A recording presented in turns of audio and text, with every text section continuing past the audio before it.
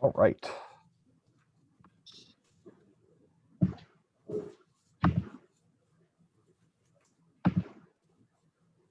I hope I am now sharing the correct screen.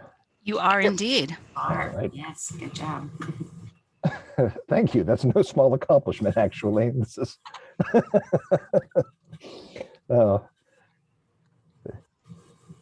it's very rare that I am on this side of the Zoom meeting. I'm going to actually get, oh, it doesn't matter now that that's shared, so whatever.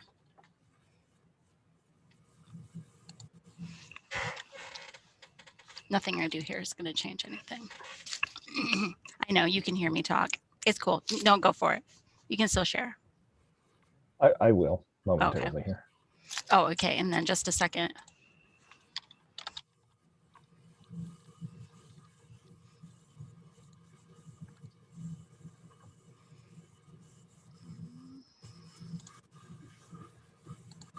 We still have about 3 minutes. Is that right? Yep. That's what my clock says.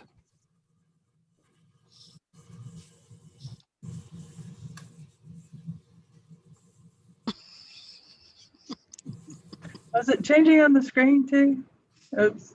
What is what changing on my the screen? background? Yeah. Oh, yeah. Yes. Oh, it is. Nice. I don't know how There you go. I don't know how to do that. I was just playing with it. And it's like, oh, let's change the background instead of the historical representation of farms in northern Asheville. Ooh, up to 45 people. Hello, Jennifer, and welcome. Hello.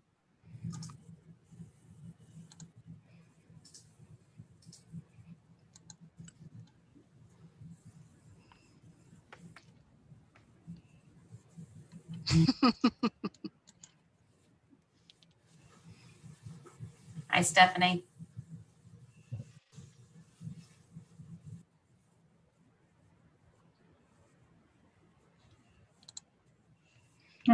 Everybody slowly joining in. Do rogue squadron style call signs here.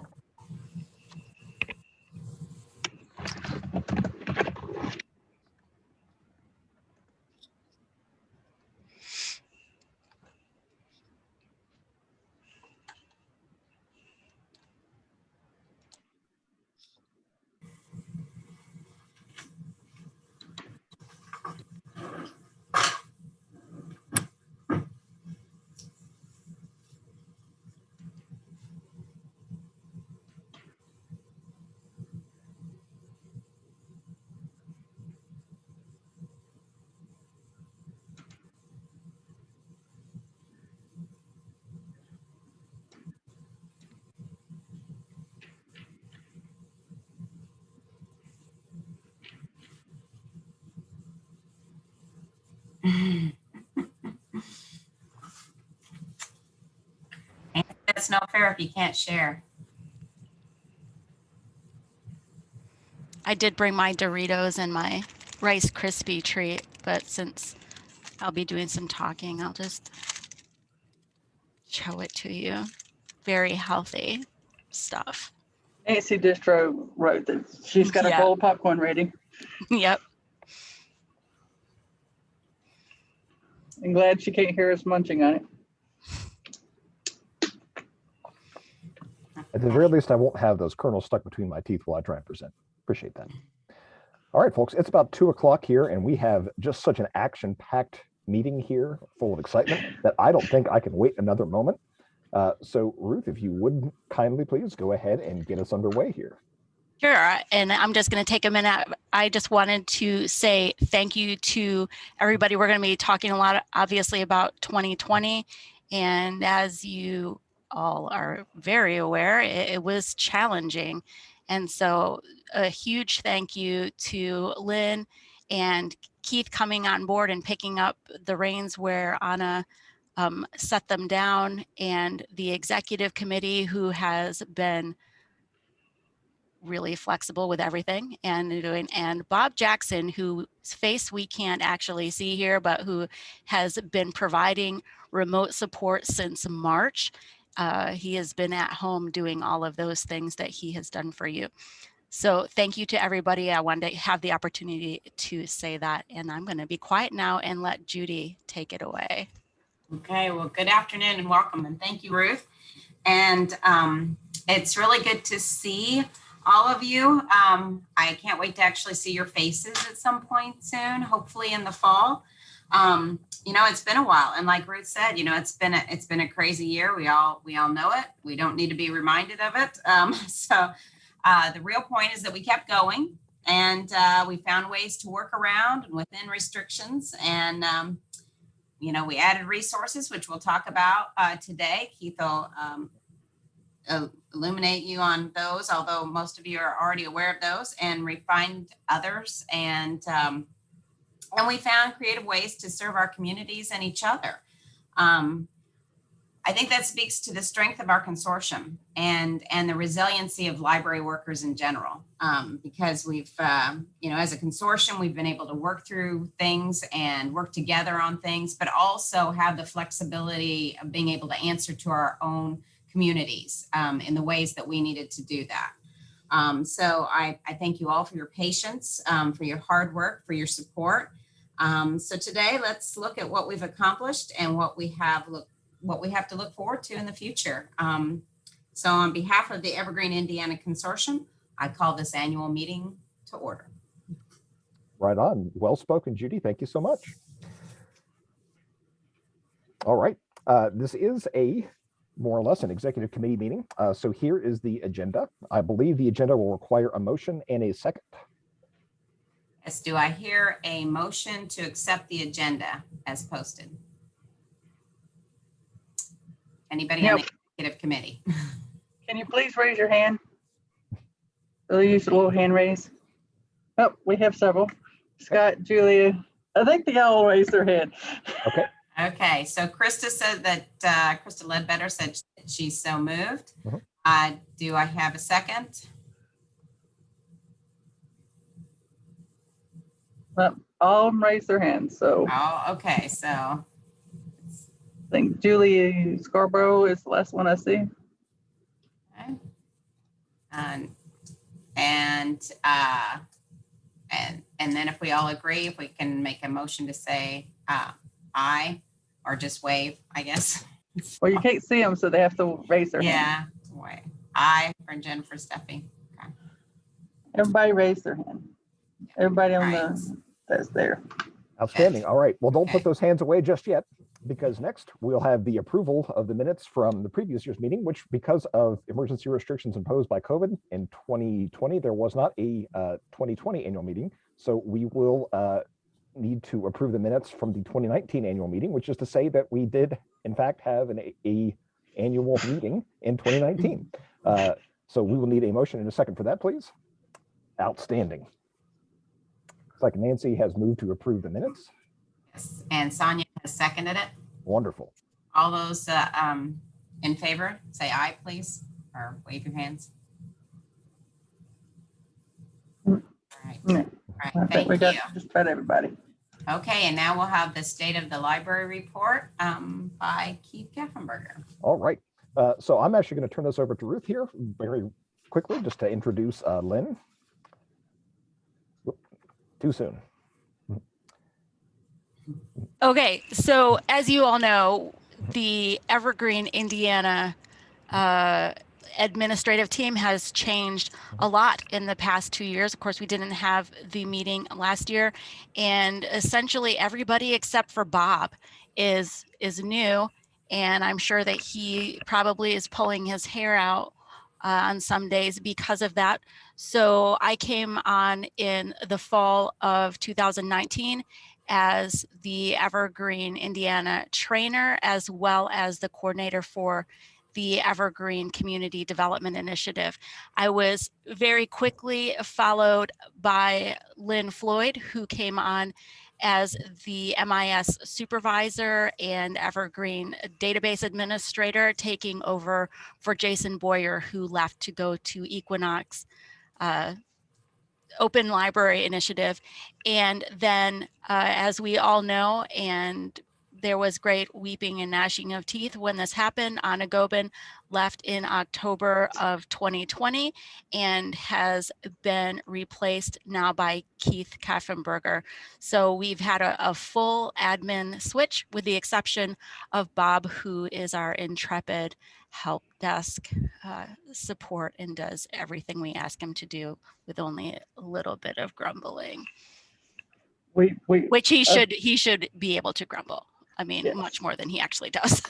All I can do is thank God Yeah. for Bob.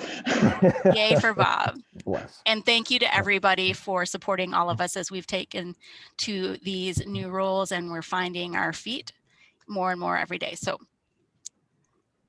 Outstanding. Thank thanks. you, Ruth. All right. Moving right along, we'll go into the fiscal report here. So first, we can look and see the 2020 budget, total of $361,000 budgeted. Total expenditures were $237,000. There was a little bit of disruption, as you might guess, in expenditures there brought on by COVID. So now we can take a look at our 2021 budget, which is $388,100. Of particular note so far is we are in the process of purchasing some pretty substantial equipment upgrades. So we are looking forward to that.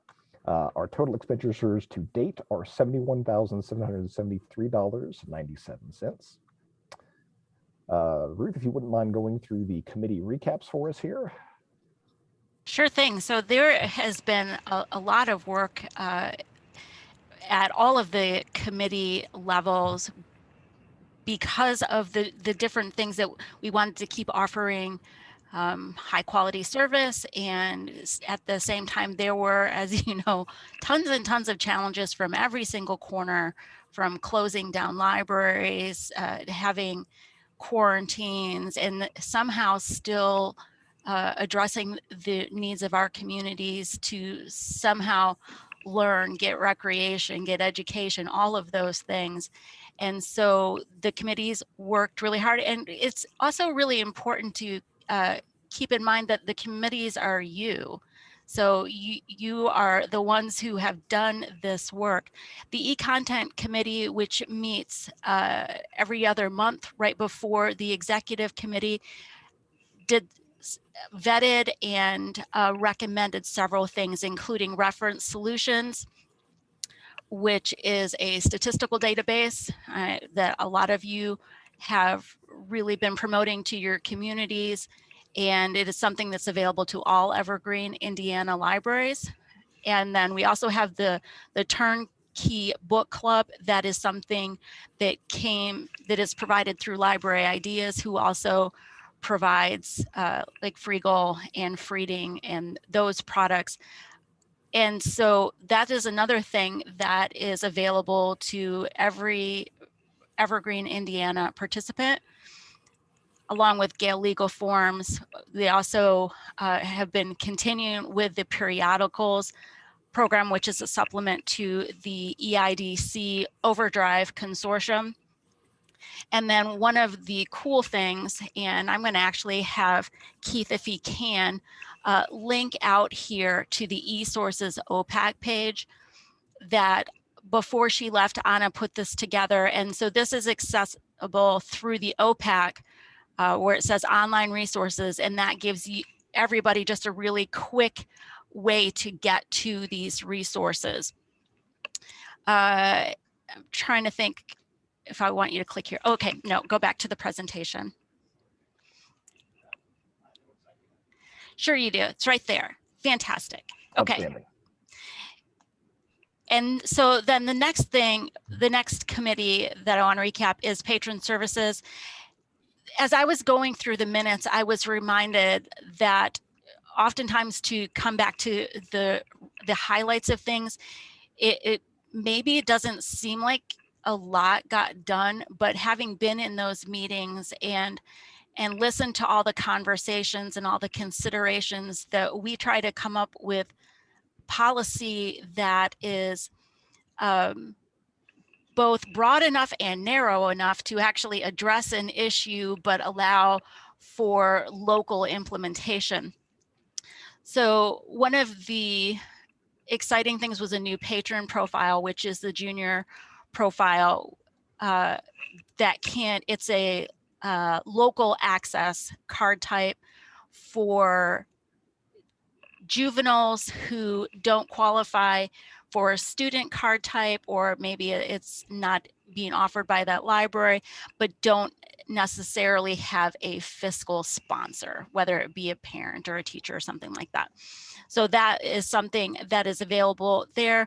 There is also, as many of you know, a lot of hard work that went on and continues to go on with the emergency patron registration policy. Of course, not having the ability for people to come in and present their ID has posed some problems, and it also exposed the opportunity for us to think about patron registration.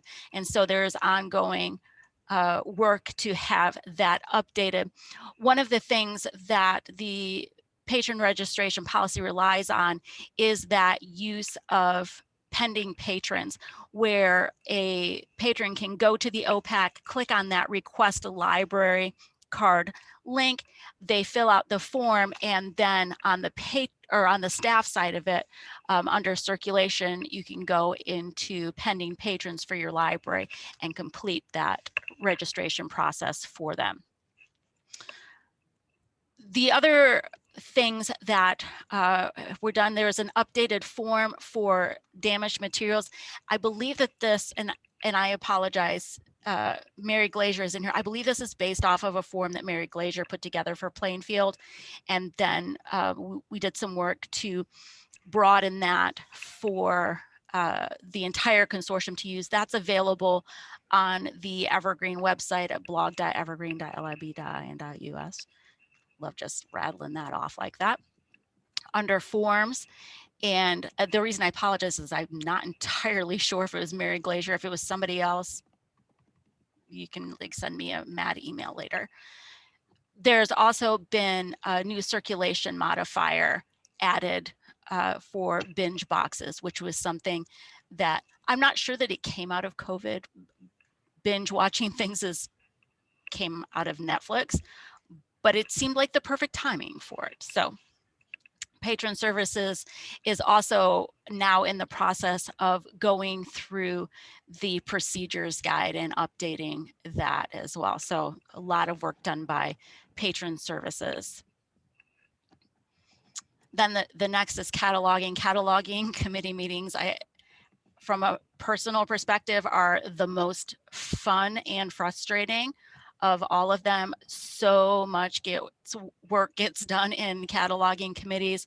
They have continued to work on the DVD Blu-ray combo pack parts project. It's taken a little bit of a hiatus since Anna left, because she was a huge driving force behind that, but we hope to pick that up again and really push toward as much completion of it as possible. They also worked on an authorities update for our local thesauri. As you know, we now do authorities verification through the ILS using Library of Congress authority files and things, but we also have a local thesauri, and there was a lot of conversation that was done to decide how we might add genre types, not really subject headings, but genre types and forms to those thesauri that perhaps the Library of Congress has not kept up at a pace or made decisions that we think would be appropriate for the broader Evergreen, Indiana community. And so a few of those things have been added, including the genre manga as well as LGBTQIA+, and then subject headings to address the fact that the Library of Congress is still using the term illegal aliens, and so to supplement that locally with undocumented people. I know that there's a cataloger in here that's going to say what comes after undocumented, because it's skipping my mind right now. The other major thing that the cataloging committee does every year is the recertification or refresher course that's specifically for Cat 1 catalogers, but everybody is welcome. And this past year, it was a joint endeavor with the Patron Services Committee to put on an hour and a half, 2 hours workshop that was everything about parts. And we had Jennifer Steffi spoke, Mary Kay Emmerich spoke, and I'm forgetting somebody, and I apologize for that, but it was great to have. Thank you, Britta Dorsey from Thorntown says undocumented immigrant is the subject heading.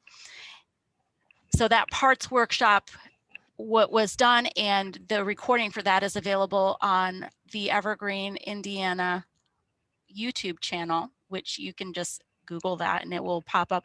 We also have an Evergreen, Indiana training YouTube channel that has some other things. And then the cataloging committee continues, as always, to work on updates to the training manual and the procedures guide.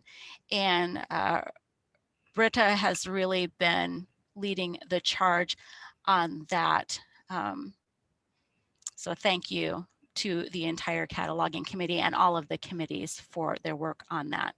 I don't have a recap for the executive committee because everything goes through the executive committee. So if there is any action that is done for policies or procedures or things, those are all referred to the executive committee for final votes.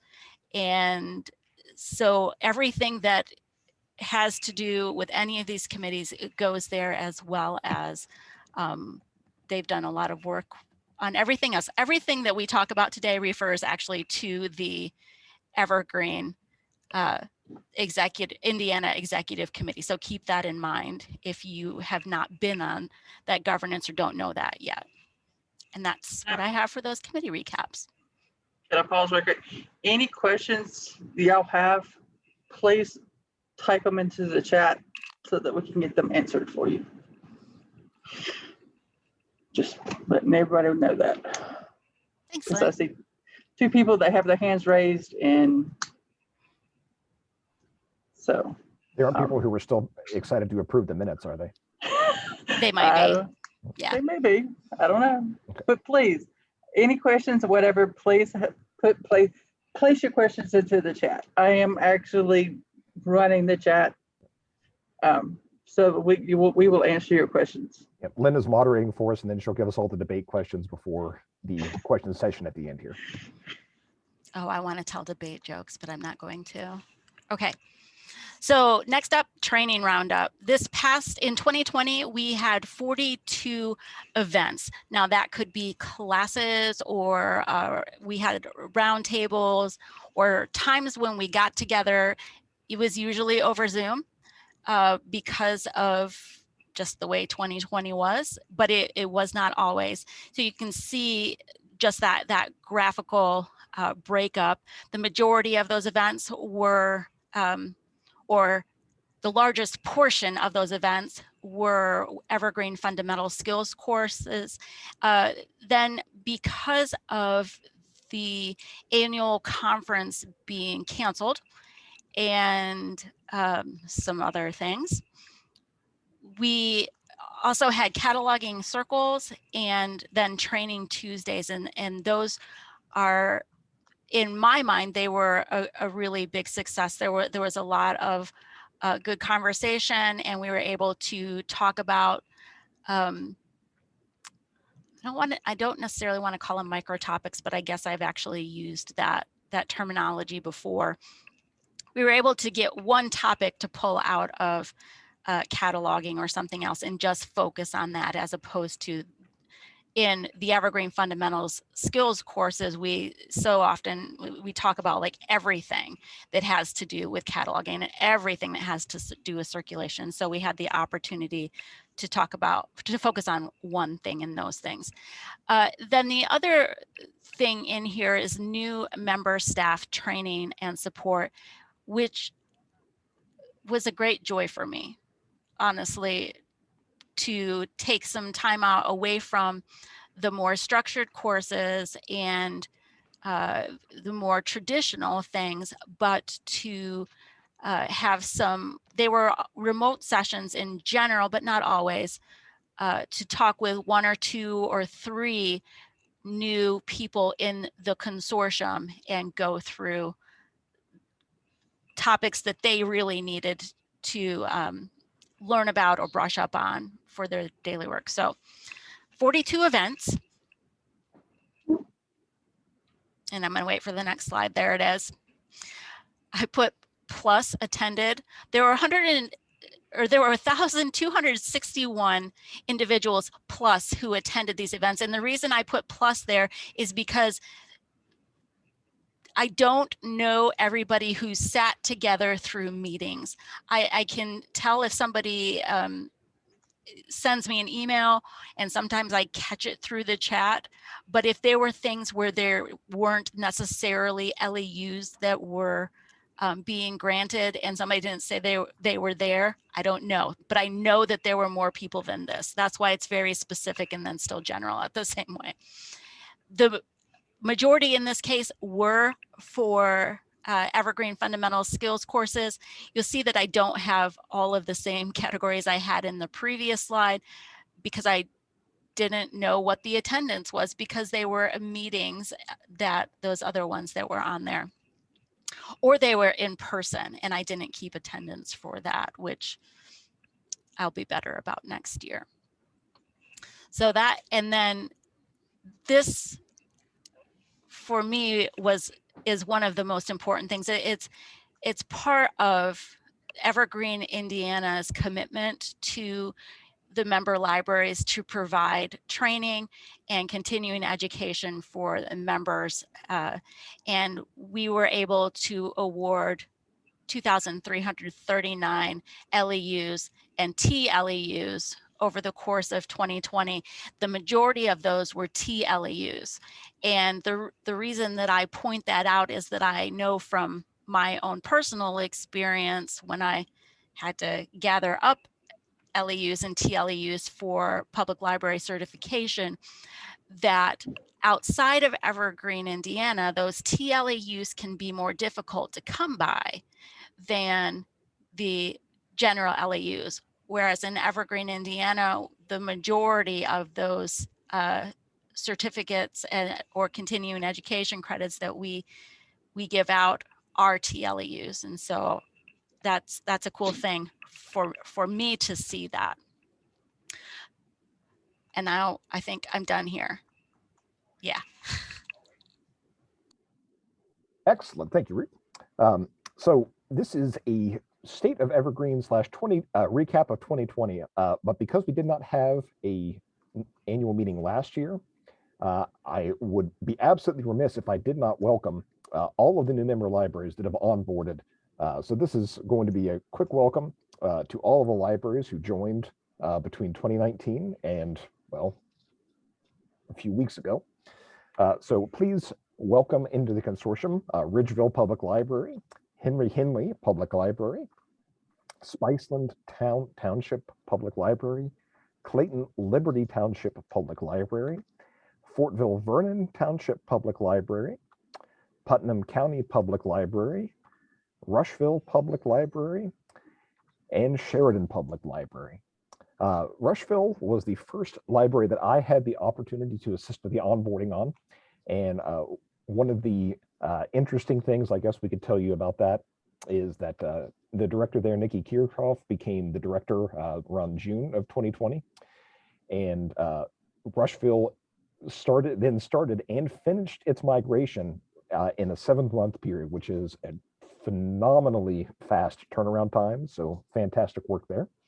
And speaking of fantastic work, Sheridan, which just migrated into the consortium about 2 weeks ago, began the arduous process of cataloging in completely new during the summer of 2020, and they cataloged over 27,000 items in around 9 months. So that's more than 100 items per day. So that's just fantastic work all around. We are so excited to have them on board. And they have a staff of less than 10. Yes. So I think, All right. So some of the key development things to come out of the past year, we launched our official Evergreen Indiana app. It's available on iOS and Android.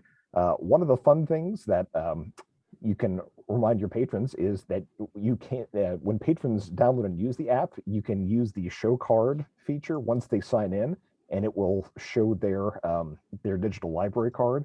There are a number of apps that do take your cards and show them as a barcode that work as a digital card, but this is an officially Evergreen supported way to enable that. We also have, this is the e-resources page that Ruth pointed out earlier. All of our e-resources that patrons are able to access from the OPAC, including Chilton Library and Gale legal forms there. Those are all available for patrons to easily get to, and those are available to all Evergreen Indiana member libraries. All right, so this is the exciting part where we get to go through the statistics review here. I have tried to choose statistics that are at least somewhat interesting and helpful, but let me tell you that gathering statistics from disparate places that other people have gathered is a lot like trying to cook a 7-course meal in somebody else's kitchen. So just bear with me as we go through this here. Did want to mention that we are up to 129 systems now in Evergreen, Indiana. For comparison, there are 236 library systems in the state of Indiana. So we have hit critical mass where there are about 55% of the libraries in the state are Evergreen, Indiana libraries now. There are 67 counties that are served by at least one Evergreen library. So that's about 73% of Indiana counties now have an Evergreen library in them. Census data, based upon the most recent data that we could find, in those 67 counties and those 29 systems, that's a little over 1.3 million patrons that are served. The total number of active cardholders, currently 471,724. And then the number of unique borrowers in 2020, 140,221. The total number of items held in Evergreen is a little over 7.6 million. And as far as what that looks like, if we break that down by media type, you can see from the graph here, anybody who is afraid that libraries that will become more than repositories for books, don't worry, we got plenty of books still. As far as work performed, 2020 circulations were a little bit down compared to 2019 for reasons, but we still managed to process 5.5 million circulations, and we added 446,771 new holdings, and you can see the breakdown there of adult, juvenile, and YA. So thank you to everybody working hard to add those new items into the catalog here. The Evergreen Indiana payment program is something that we typically report on during the State of the Evergreen presentation. It's had pretty steady increases all the way up to 2018, and then in 2019 started to have a downward turn, and then a pretty big drop off in 2020. Might be some reasons that you can guess why it kind of dropped off in 2020, but as far as the decline in 2019, this might be more correlation than causation, but here you can take a look at the what I call the proactive stimulus. We were putting money back in patrons' pockets before they even realized that they needed it. There are now more than 45 fine-free libraries and over 74 libraries participating in the auto renewal program, which is really cutting down on the number of fines that we're seeing across the consortium here. All right, as far as resource sharing goes, typically we don't report on transits, but I thought it would be interesting to do so this year. Through InfoExpress, every year in Indiana, there are 1.063 million parcels that are processed, and that is 80% of those, or 855,000, give or take, are Evergreen parcels. So we're doing 80% of InfoExpress volume is thanks to Evergreen Indiana libraries, with a total cost to Evergreen Indiana libraries of $204,000. That means that each parcel that's sent is 48 cents. So you can send all 8 seasons of Game of Thrones for 7 cents less than it costs to buy a 55-cent first-class stamp. So we think we're doing pretty good there. If you look at that 1 million parcel number and you're trying to put that into context, something that helps me visualize just how much space that takes up is that if you imagine a Golden class cargo ship, you will find that those 1.063 million parcels will take up about 3.17% of a cargo ship, give or take. I should have built this up a little bit. There was supposed to be some dramatic music in Big Surprise, but this is one of the stats that we always like to see is the resource sharing leaders overall, the number of people who are sending out the most items to other libraries. So you can take a look at I'd hate to call it a scoreboard here because it's not a competitive effort, it's a collaborative one. But anybody that I've ever heard use the phrase, it's a competitive effort or a collaborative or not a competitive one, is generally one of the most competitive people I've ever met. So these are the overall net sharing leaders. And then because it's not totally fair to just have the total or to score by the total number of parcels sent out, the per capita resource sharing here shows up for the top 25 of those. So just a huge thank you to everybody who does all of the work with the transits, bagging them up, unpacking them, checking things in. I know it's a lot of work, but it really is one of the things that makes Evergreen, Indiana great. All right, and now, Ruth, would you like to talk about the Evergreen International Conference here? Yeah, sure. All right. So it got canceled in 2020. Yay, boo. And yet we were all very disheartened. The international conference is a highlight of a lot of people who do work and are involved at the development level for Evergreen, the software. And so we were heartbroken, honestly, and then decided, hey, there's a bunch of content, and through a ton of work by community members, put together what can only be called a patchwork conference. It involved, I think, 4 Zoom licenses and from around, well, I'm looking right at it. I know 4 Zoom licenses. These are the sponsors for what became the 2020 Evergreen International Online Conference, and coordinated through a bunch of Google Sheets and Zoom licenses and very accommodating people. We were able to present at least 20 sessions. And that did not include all of the impromptu conversations that happened via other mechanisms. John Rempel, who was the original scheduled keynote speaker, agreed to move to this new platform. He gave us the appropriate licenses for distribution and also presented pro bono, which was fantastic. for that. And then there was the Evergreen, Indiana representation as well. Lynn presented on ASCII doc, which is the markup language to create the documentation for Evergreen software. And then I worked with Andrea Bunce-Nyman from Equinox to present the new features that came out in 3.4 and 3.5. So that happened. And then this year,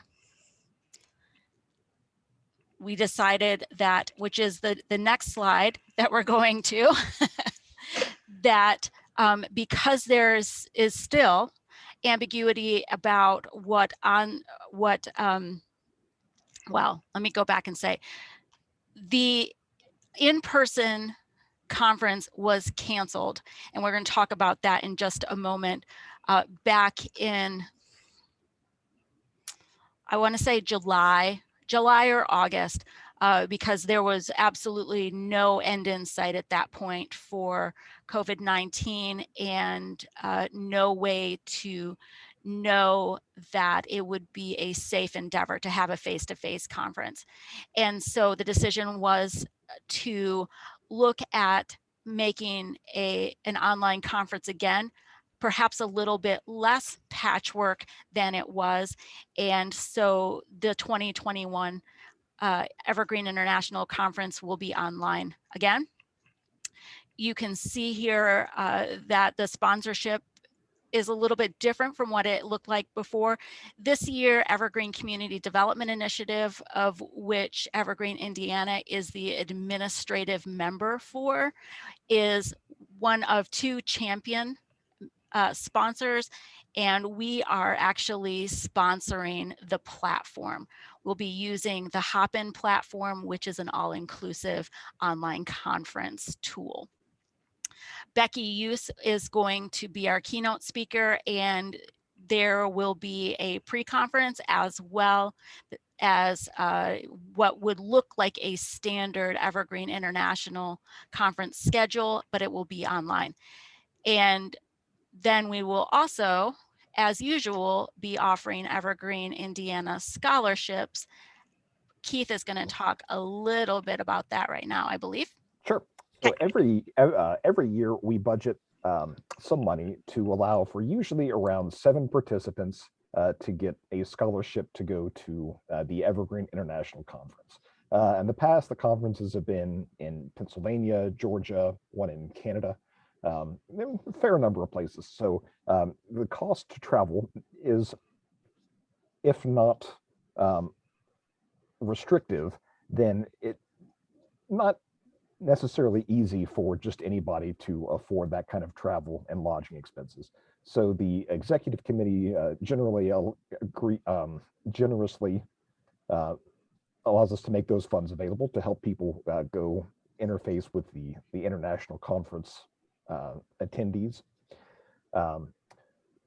Because the conference this year is online and not in person, the cost to attend the conference is down substantially.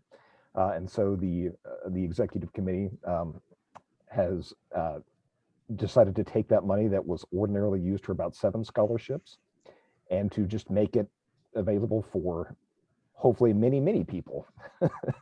We don't know exactly how many we'll be able to provide scholarships for, but if you are interested in signing up for a scholarship or interested in attending the Evergreen International Conference, and I do hope you do, it is just a fantastic way to kind of get some behind the scenes looks at the development of Evergreen, and talk with some of the people who are responsible for where the rubber hits the road in terms of project development. If you are interested in that, there is a sign up for the scholarships available. I usually put that out during the weekly update emails that get, Evergreen update, trying to do it weekly, update emails that get sent out, but we can also make that available in these slides after the fact here. Yeah. Thanks. Yep. I will say the other thing about the international conference is that this time we did try to do some this past summer. A big part of that conference is, I'm going to call it networking, but let's be real, it's a social aspect. It's where you get to form relationships and then even friendships with the people that work really hard on this open source software and the things that go into policy and things. And so there will be aspects of that included in this year's as well. We like to play games, and just a pro tip, everybody needs to know that Blake is a spy. Okay, the Evergreen Project. So you have possibly heard of this before. We talk about the Evergreen community and the Evergreen Development Committee or community, and you may have heard about the Evergreen Oversight Board, which has, for the time that Evergreen has been around, has been the main governance board. In 2000, this actually started back when I was still on the oversight board. We were looking at leaving the Software Freedom Conservancy, which was the fiscal organization. They were our fiscal authority because they handled all of our legal issues and did our bookkeeping and were there when there was time for an audit. But they were also charging us a bunch of money. And so it was determined at that point that Evergreen needed to become its own nonprofit.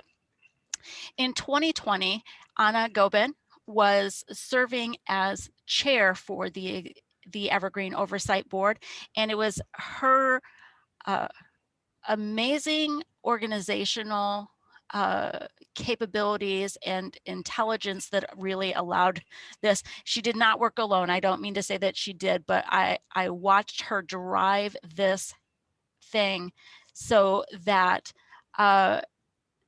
the Evergreen Oversight Board became the Evergreen Project Board, and the Evergreen Project is now a legal 501c3. So it has that IRS designation.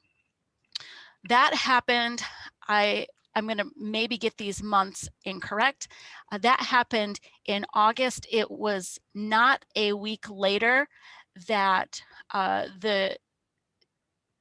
that we heard from the conference venue about the cancellation, that they were going to impose their standard penalty for cancellation on Evergreen. I know a lot of organizations and businesses were very accommodating because of COVID. This one wasn't. And what that outcome looked like potentially was that this brand new, fervently brought to life 501c3 was going to go bankrupt in its first month of existence. It was over $50,000 hit that they were imposing, and not a way to avoid that. And it was through the diligent efforts of community members and some individuals, but also organizations, including Evergreen Indiana, providing financial support to this newly formed organization that have kept it alive and now working toward full sustainability. So a huge thank you to Evergreen Indiana for the support of that in light of that pretty horrific thing that happened with the cancellation of the 2021 conference. And then we also saw with the Evergreen Project several releases, but a major release of Evergreen 3.6, which included several of the Evergreen Community Development Initiative sponsored features. And we will see those in the relatively near future when Evergreen Indiana moves to Evergreen 3.6. So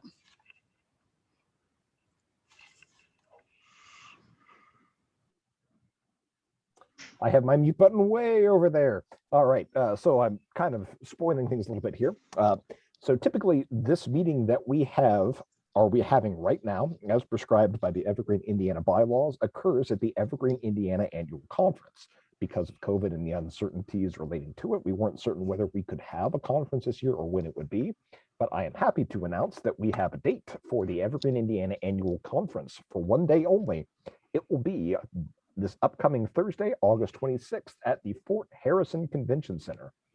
So if you have any ideas for presentations that you want to present, or if you have ideas or presentations that you want someone else to present, go ahead and start thinking of those. And then the call for proposals will be coming very soon. Typically, the convention or the conference is a 2-day affair. So we're scaling back a little bit to just 1 day here, but hopefully that means that we can all have some better food. So, hey, good things can come from that. All right. Next thing that I would like to do, and I believe this is the new business item of today's agenda, is we would like to proudly present the candidates for the 2021 Evergreen, Indiana committees. A huge thank you to everyone who sent in nominations for these committees. In as much as we can say that anything good has come from the past year, it's that we can have a lot of the committee meetings either remotely or some hybrid combination of in-person and remote. So in that ability means that for folks who lived far enough away from Indianapolis that a 2 or 3 hour drive to Indianapolis was prohibitively difficult to make, this now opens up, hopefully, the ability for more people who would previously be unable or unwilling to serve on a committee to go ahead and take that step and participating in helping shape the consortium at large. So thank you to everybody who agreed to take part in that. Yes, 26th, sorry. Yeah, we'll throw that up there. Thursday, August 26th, Evergreen, Indiana Annual Conference here. Without further ado, the 2021 committee election candidates. For the executive committee in Class A, we have Janet Wallace from Shelby County Public Library. Class B, we have Catherine Marshall from Hamilton North Public Library. Cheryl Dobbs from Greenwood Public Library. Sarah Reitmeyer from Westfield Washington Public Library. Judy Turpening from Jefferson County Public Library. And in Class C, Nicholas Stephen from Garrett Public Library. And my apologies in advance and pre-advance for anybody whose names I butchered. My last name is Koffenberger. It is easily butchered all the time. I am right there with you. My condolences. For the cataloging committee, we have both Class B nominations are Charles Lemmy from Hussey Mayfield Memorial Public Library and Emma Ritchie from Eckert Public Library. For the Patron Services Committee in Class A, we have Caitlin Rollins from Morgan County. Class B, Jordan Malone from Jackson County. Katie Noonan, we hope, from Fortville Vernon Township Public Library. Nick Phillip from Plainfield Guilford. Cassie Nash from Batesville. And then in Class C, we have Robert Neuenschwander from Warren Public Library and Darla Lepley from Peabody Public Library. And last but not least, the E-Content Committee member nominations are Andrea Steinbeck from Fulton County Public Library and Rebecca Lathram from Jefferson County Public Library. Just a reminder on that these elections are for the full membership and that each library constitutes a member. These will be mailed to your library as in a paper ballot. And then I believe they can possibly be scanned. We'll have to double check the bylaws on that, but you will receive a paper ballot with this, including bios and instructions for how many that you can select from each category. There will be 3 executive committee openings as usual for Class A, B, and C. That's the general rotation. It's a little bit fussy or less fussy, depending on how you think about it for the other committees. So. Excellent. So this is the slate of candidates for the 2021 Evergreen, Indiana committees. I believe we will need a motion and a second to approve the slate of candidates. Do we hear a motion? I'll make a motion. Can I do that? That we accept the slate of candidates. And do we have a second from the executive committee? Second from Nancy Disbrow. And all those in favor say aye, or raise your hand. All those opposed? Okay, got them all? Okay, thank you. Now do all opposed. Any opposed? Same sign? Okay, motion carries. All right, thank you very much. All right. With that, we are doing pretty good on time here. That was the last thing on the agenda here. So now we will be happy to answer any questions to the capacity that we are able that have come up in the chat. I know one of them was, will the statistics be available after the presentation? I don't see any reason why we can't make the whole presentation available to anyone who wants it. I will put that out to the community at large via the Evergreen Indiana updates listserv. So if you are not on that listserv, that is one of the ways you get words from the horse's mouth, I guess, in as much as I am a horse. That's usually the most direct way that I have to communicate with just these larger announcements that are of interest to the consortium at large. Do make sure you sign up for that Evergreen Indiana updates listserv. If you have any questions about how to do that, we can get you a link to do that. All right, thank you, Jennifer. Yeah, I think the minutes for the meeting were just, we had the meeting, but you've done a good job. If you were able to take minutes after the speed we went through that, you are a fantastic person. Thank you, Lynn, for posting the listserv links there. The meeting is also being recorded, so we'll have that also. And will be available on the Evergreen Indiana YouTube channel. Yes, be sure to like, comment, and subscribe. Smash that bell to get notifications for upcoming videos. We actually have two Evergreen Indiana YouTube channels. One that usually hosts our committee meeting recaps.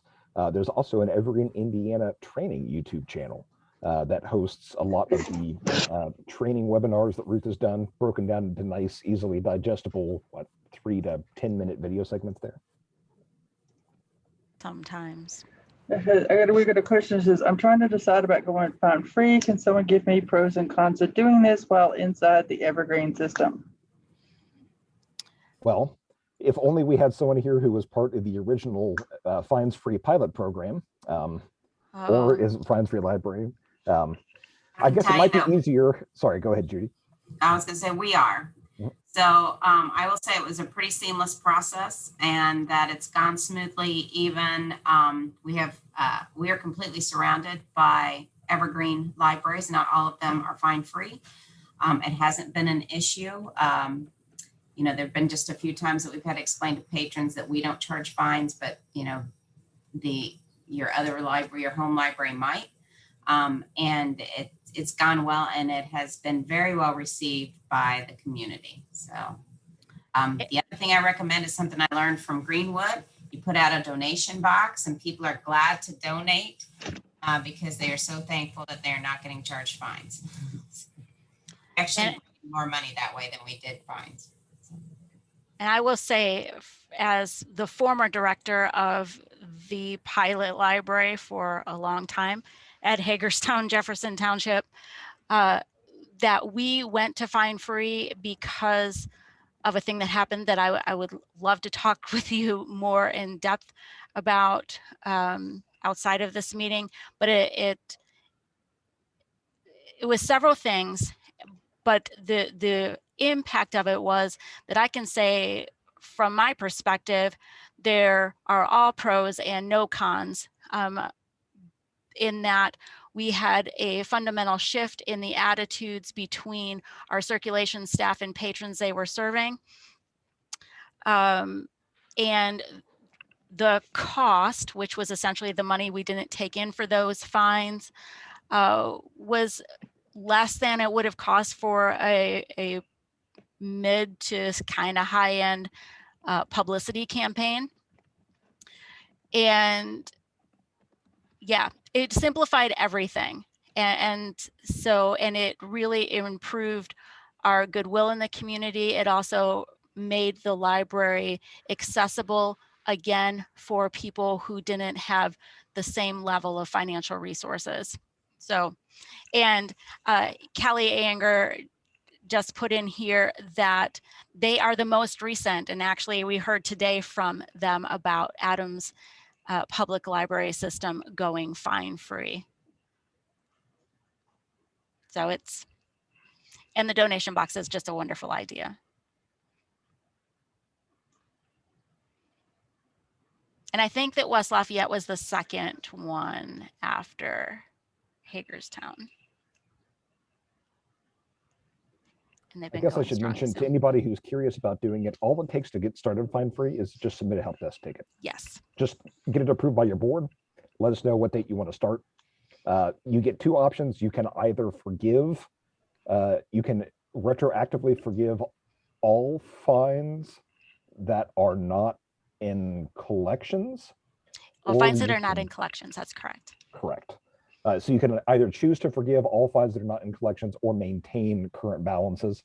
Those are really the only two questions we'll ask, is whether you want to retroactively forgive almost all fines and what date you want to start. Which is not to say lost or damaged item fees, but Also it's that. overdue fines.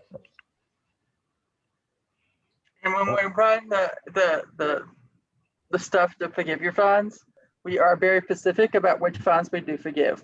So truly just the loss,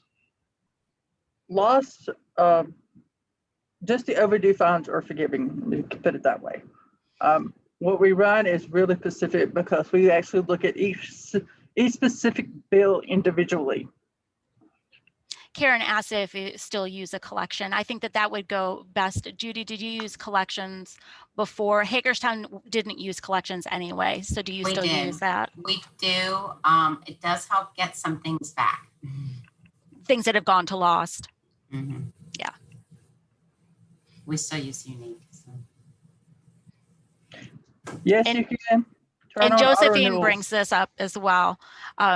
She says, if you can turn on auto renewals at the same time as going fine free, that is also a thing to point out, that as the number of libraries that have turned on auto renewals has increased, it also increases the circulations, because each of those renewals is a circulation. It's not a checkout, but it's a circulation.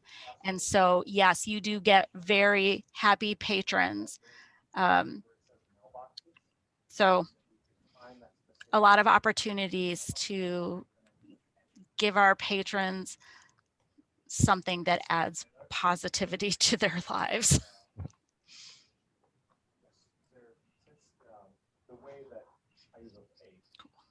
Okay. All right. Well, I believe we're at our time limit here. If there's no other questions, we may believe we're in good shape here. And I think we are able to adjourn, Judy. Yes. Do I hear a motion to adjourn the meeting?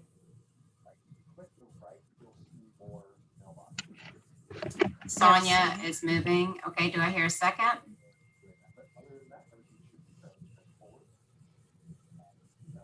Scott is seconding. All those in favor say aye or raise your hand.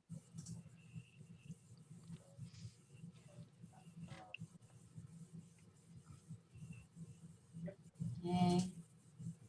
All right. I'm supposed I can't see, but I'm assuming nobody's opposing it. No. So meeting adjourned. Thank you, everyone. All right. Thank you, everyone, so much for joining us. Take care and have a great afternoon. Be safe out there.